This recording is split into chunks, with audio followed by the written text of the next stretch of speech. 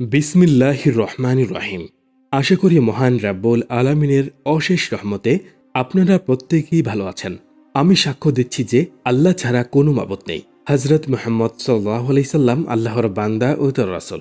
আসসালামু আলাইকুম ওয়া রাহমাতুল্লাহি ওয়া বারাকাতুহু। একটা কথা মনে রাখবেন, মাল দৌলত আসা খুশ নসিব হওয়ার লক্ষণ নয়। আমল করার তৌফিক মিলে যাওয়াই হলো খুশ নসিবের আলামত। মাল দৌলত আল্লাহ তাআলা ফেরাউনকে দিয়েছেন, কারণকেও দিয়েছেন, হামানকেও দিয়েছেন। আজকাল আমরা কিছু সম্পদ পেলে এতই খুশি হই যে নিজেকে বড় সৌভাগ্যবান মনে করে থাকি। নামাজ ছুটে গেলে তাতে কোনো টেনশন হয় না। অথচ আল্লাহ যখন কোনো বান্দার উপর নারাজ হন, তার কাছ থেকে কিন্তু রিজিক ছিনিয়ে নেন না। আল্লাহ যখন কারো উপর নারাজ হন, তখন তার কাছ থেকে সিজদার তৌফিক ছিনিয়ে নেন। আল্লাহ যখন নারাজ হন, তখন তার জন্য অক্সিজেন বন্ধ করে দেন না। আল্লাহ যখন নারাজ হন, তখন তার জন্য সূর্যের কিরণ বন্ধ করে দেন না। আল্লাহ যখন নারাজ হন, তখন তাকে হেদায়েতের নিয়ামত থেকে বঞ্চিত করেন। আল্লাহ যখন কারো উপর নারাজ হয়ে যান, তখন তার মনের শান্তি কেড়ে নেন। আল্লাহ যখন কারো উপর নারাজ হন, তখন আল্লাহর ভয়ভীতি তার অন্তর থেকে ছিনিয়ে নেন। মানুষ মনে করে আমি নামাজ পড়ব না, অথচ তুমি কে যে নামাজে যাও না? বরং আল্লাহ তোমাকে তার গড়ে যাওয়ার তৌফিক ছিনিয়ে নিয়ে তোমাকে জানান দিচ্ছে যে তিনি তোমার ওপর নারাজ। সামান্য একজন ইউনিয়ন পরিষদের মেম্বার বা চেয়ারম্যান বা মন্ত্রী আপনাকে ডাকলে আপনি অত্যন্ত গৌরব করে সকলকে বলেন, আমাকে অমুক মন্ত্রী ডেকেছে।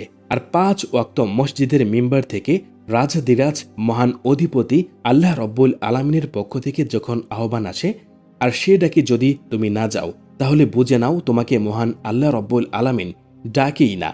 সে আওয়াজ, সেই আহ্বান, সে আজান তোমার কান পর্যন্ত গিয়েছে ঠিকই, কিন্তু তোমার রূহ পর্যন্ত পৌঁছেনি। আল্লাহ বলেন, আমি তাদের কানের উপর পর্দা ঢেলে দেই, তাদের চোখের উপর পর্দা ঢেলে দেই, তাদের অন্তরের উপর পর্দা ঢেলে দেই। আল্লাহ বলেন, সুম্মুন বুকমুন ইমউন ফাহুম লা ইয়ারজিউন, অর্থাৎ ওরা মূর্খ, বধির ও অন্ধ, ওরা সত্যের পথে ফিরে আসবে না।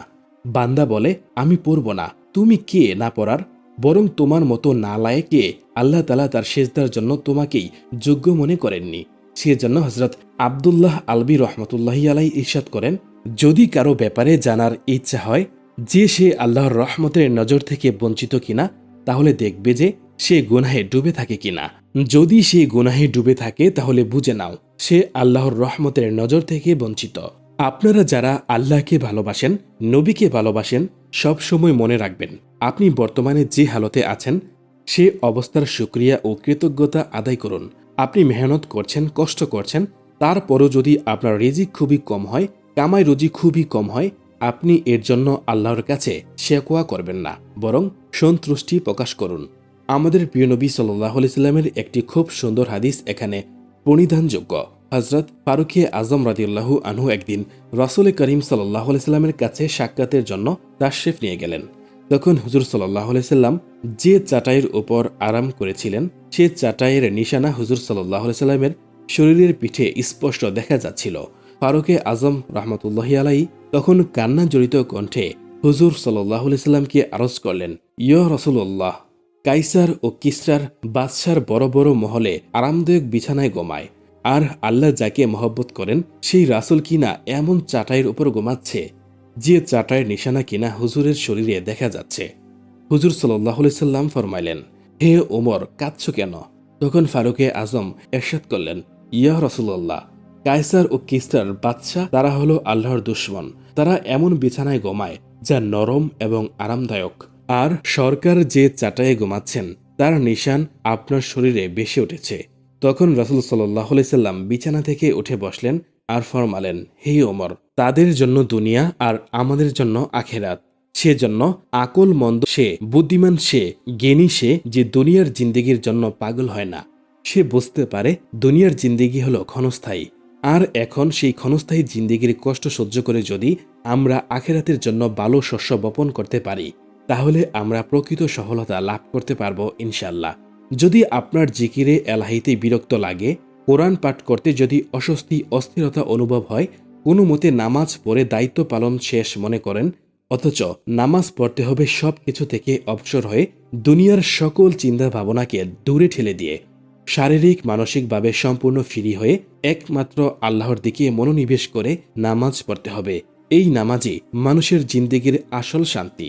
সেজন্য আল্লাহ রাসূল সাল্লাল্লাহু আলাইহি সাল্লাম ফরমাতেন, আরিহনা ইয়া বেলাল, হে বেলাল আজান দাও যাতে মনে প্রশান্তি আসে।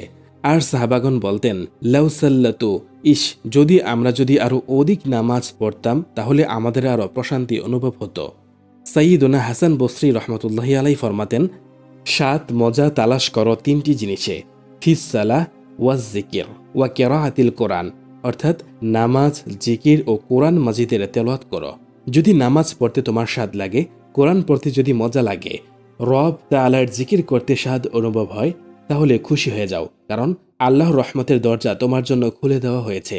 আর যদি এই 3টি কাজ করতে তোমার স্বাদ না লাগে, বিরক্ত লাগে, অস্বস্তি লাগে, সাইয়্যিদুনা হাসান বসরি রহমতুল্লাহি আলাইহি ফরমান, তাহলে বুঝে নাও তোমার জন্য রহমতের দরজা বন্ধ হয়ে গেছে। প্রিয় দর্শক, আজকের ভিডিও থেকে আপনার যদি সামান্যতম উপলব্ধি হয়ে থাকে, তাহলে আমাদের আজকের এই আলোচনা সার্থক। তাই প্রিয় দর্শক, আমরা আশা করি এই শিক্ষামূলক ভিডিওটি আপনাদের অনেক উপকারে আসবে।